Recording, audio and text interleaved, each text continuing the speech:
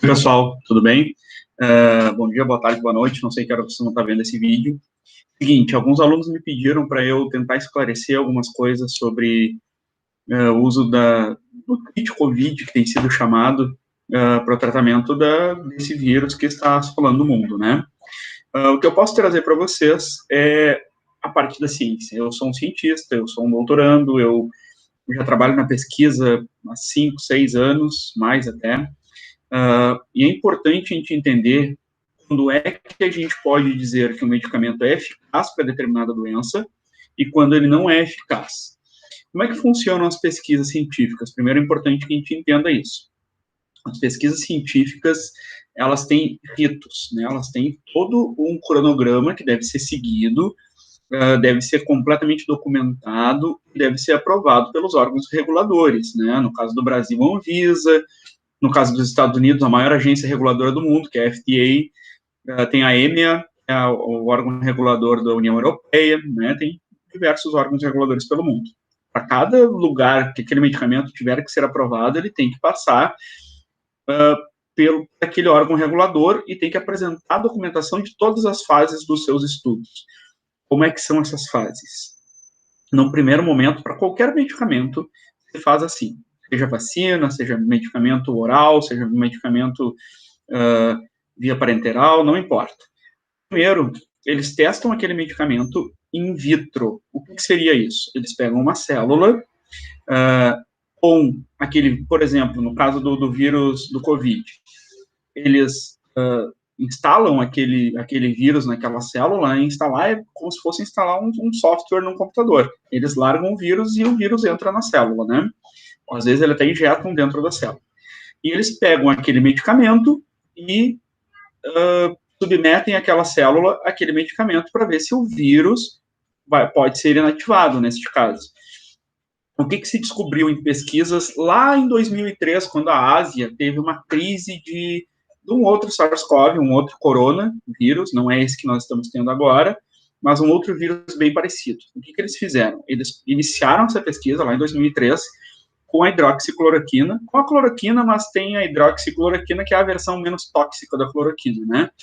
E viram que a hidroxicloroquina, que é um medicamento que é geralmente utilizado para malária, para lúpus, que é uma doença autoimune, ela conseguiu inativar o vírus, né? Ela conseguiu, então, ter um efeito antiviral, o que é bem comum em diversos medicamentos terem também efeito antiviral, embora a sua função primária não seja ter um antiviral. Então, eles descobriram que a cloroquina tinha uma função antiviral contra o coronavírus, aquele coronavírus, assim como tem contra a AIDS, por exemplo. A mesma cloroquina, estudos já comprovaram que ela é eficaz in vitro contra o vírus HIV, o vírus que provoca a AIDS, né, a síndrome de imunodeficiência adquirida. O que aconteceu? Essa é uma fase 0, um estágio inicial. Se esse medicamento é eficaz in vitro, em doses seguras, eles passam para os testes em animais. Aí seria uma fase 1 de ensaios clínicos, né? Nesse caso, ensaios experimentais, porque vai ser em animais. O que eles fazem? Eles infectam aquele animal com aquela doença, com aquele vírus, no caso, e dão doses de medicamentos para diversos grupos de animais. E vão fazendo os testes para ver qual dose conseguiu inativar o vírus naqueles animais, né? Porque, claro, animais podem ser mortos no final do estudo, são cobaias, né? Cobaia sempre morre no fim do estudo.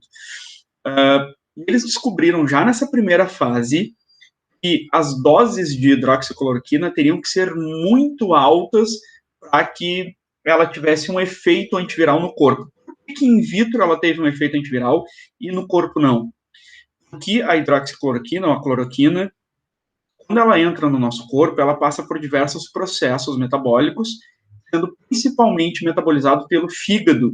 E o fígado inativa grande parte desse medicamento. Ou seja, eu teria que tomar uma dose muito alta desse medicamento, porque o fígado vai inativar grande parte disso. Tá? Não importa o método de administração, não importa se é inalado, se é injetado, se é parenteral ou se é comprimido. Vai passar pelo fígado e o fígado vai inativar. Então, se concluiu que a dose necessária para cloroquina ser um antiviral seria de 50 a 100 vezes a dose tolerada por um ser humano adulto. Ou seja, seria altamente tóxico e poderia levar a óbito. Uma dose tolerada por um adulto não chegaria nem perto de matar o vírus, assim como ele matou in vitro, porque in vitro foi em uma célula só.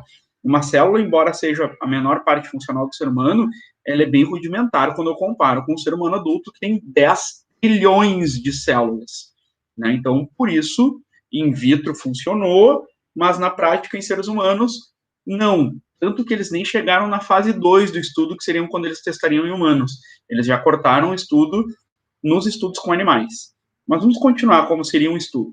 Como foi, por exemplo, os estudos para aprovar as vacinas que nós estamos tomando hoje. A fase 2 do estudo temos resultados promissores com os modelos animais. Vamos passar para pequenos grupos de seres humanos. Aí eles administram aqueles medicamentos para, nesse caso, seres humanos infectados com o vírus COVID, e um grupo vai tomar o medicamento e outro grupo vai tomar um placebo, e nenhum deles sabe quem está tomando o quê. Também para evitar o efeito placebo que pode acontecer. E depois, numa terceira fase, eles aí sim vão administrar esse medicamento a um grande grupo. Então, vamos retomar. Uma fase pré-experimental, uma fase in vitro, em células, uma fase 1 em modelos animais, uma fase 2 em pequenos grupos de seres humanos, dezenas ou uma centena, e fase 3 em milhares de seres humanos, grupos de diversas localidades, tá? Se os resultados forem promissores, aí sim eles tentam as aprovações nos órgãos reguladores, certo? Todos os estudos que foram conduzidos com hidroxicloroquina, com ivermectina, estudos sérios, não mostraram resultados em seres humanos em doses que o ser humano aguenta sem morrer intoxicado pelo medicamento, né? Também não adianta eu salvar o cara da Covid e matar ele por outra coisa. Estudos, quando eu falo de estudos sérios, eu falo de estudos de grandes centros de pesquisa, como Oxford, como Harvard, como aqui no Brasil nós temos a URGS, que é um grande centro de pesquisa, nós temos a USP, que é um dos maiores centros de pesquisa do mundo, nós temos o Butantan, nós temos diversos, a Fundação Oswaldo Cruz, nós temos diversos centros grandes de pesquisa, onde as pesquisas seguem os ritos, as pesquisas são documentadas e conseguem ser comprovadas. Não é a minha opinião que importa. Quando eu falo em ciência, a minha opinião importa zero, como eu já tinha dito para vocês. Para ter opinião, faça um ensaio clínico passando por todas as fases, como eu expliquei agora. Se tu não fizer um estudo assim, tu não pode ter opinião. A tua opinião é igual a zero. O que aconteceu com as pessoas que defendem o uso da hidroxicloroquina ou da ivermectina? Primeiro, eles acreditaram nesses estudos in vitro como se aquilo fosse ser verdadeiro para seres humanos. Já foi comprovado que não é. Eles também acreditaram que, bom, eu tomei ivermectina e me curei do vírus. Gente, já tem dados mundiais mostrando que 85% das pessoas que adquirem o vírus, que se infectam com o vírus da Covid, têm sintomas leves ou nenhum sintoma. Ou seja, de cada 100 pessoas que pegam a Covid, 85 não fica com nada além de um resfriado ou zero sintoma. Tá? E aí as pessoas, eu tomei ivermectina e tomei cloroquina e me curei. Não. Tinha 85% de chance de se curar tomando Fanta-uva. Daria no mesmo, não faria diferença.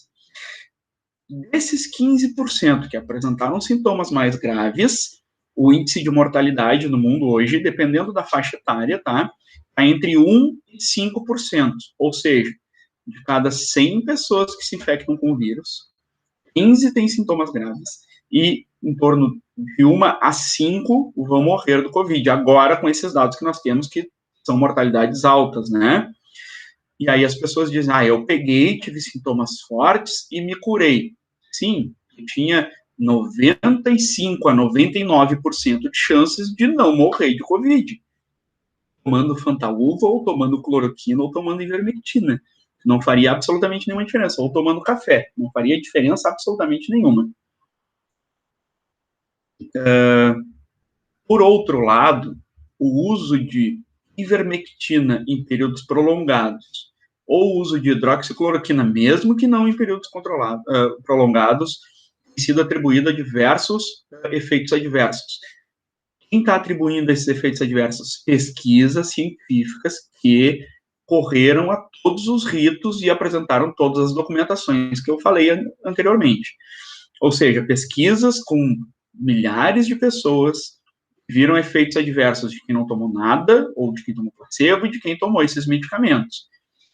Pessoas que tomaram ivermectina por períodos prolongados, em doses altas, tiveram problemas hepáticos, né, ou seja, problema de fígado, chegando algumas, ainda que em número reduzido, chegando a óbito por cirrose, por falência hepática, o fígado foi para o espaço. E a hidroxicloroquina relacionada a problemas cardíacos, ou seja, pacientes que já tinham cardiopatia tiveram um agravamento do quadro, pessoas que não tinham cardiopatia começaram a apresentar o quadro. Além disso, pessoas que tomaram hidroxicloroquina por períodos prolongados também apresentaram retinopatia, ou seja, problemas nos olhos, problemas na visão e problemas na audição, nos nervos periféricos, problemas de tato periférico também. Ou seja, a pessoa perdeu a função visual, função auditiva e função tátil pelo uso prolongado. Isso está comprovado cientificamente, seguindo todos os ritos. A eficácia da cloroquina e da ivermectina não está comprovada, seguindo todos os ritos e tudo que uma pesquisa científica exige, certo? Então, a gente precisa, nós, vocês estudantes da área da saúde, nós como cientistas, como profissionais da área da saúde, que é o que vocês já são, embora vocês não sejam formados, vocês já estão nesse meio, a gente precisa olhar friamente através do que a ciência nos diz, e não através de opinião, seja de opinião política, seja de opinião social, seja das vozes da minha cabeça. A gente tem que olhar com um olhar científico. O olhar científico, em conclusão, é esse. Hoje, nós não temos nenhum medicamento que seja eficaz para o combate ao Covid. O que nós temos é uma vacina, aliás, diversas vacinas, que sim, seguiram todos os ritos, apresentaram toda a documentação e foram aprovadas pelos órgãos reguladores, né? E por último, que eu vi algumas pessoas falando também, que não era interesse das grandes corporações farmacêuticas que a gente descobrisse um medicamento barato que curasse o Covid, como é a ivermectina e como é a cloroquina, que são medicamentos baratos, né? Essas pessoas, as pessoas têm que saber que a vacina produzida pelo Butantan e pela Fundação Oswaldo Cruz, que são produzidas aqui no Brasil com o IFA estrangeiro, elas custam perto de $1, ou seja, em torno de R$5, R$5 e pouco, menos de R$10 custa a vacina. Também é barato, é tão barato quanto a ivermectina e é mais barato do que a cloroquina. Então, os laboratórios não estão ganhando nem perdendo nada não tendo um medicamento. Eles ganhariam milhões se o medicamento funcionasse. Aliás, a maior produtora de ivermectina do mundo, que é uma empresa chamada MSD, já disse que a ivermectina não funciona. Ou seja, ela não ganha nada com isso, ela está perdendo, na verdade. Então, para esses que dizem que as grandes farmacêuticas não querem que nós descobramos um remédio barato, saibam que a vacina também é barata, tá? É mais barata do que a cloroquina, certo? Então, eu espero ter sido claro, espero que vocês, se vocês quiserem, eu posso dar os links para vocês desses estudos, indicar para vocês aonde eu posso ir atrás desses estudos científicos sérios, né? Estudos corroborados, publicados em revistas importantes, feitos por grupos importantes. Se vocês quiserem, eu posso dar isso para vocês, e eu fico à disposição para qualquer dúvida que vocês tiverem. Tá bem, pessoal? Tchau, tchau.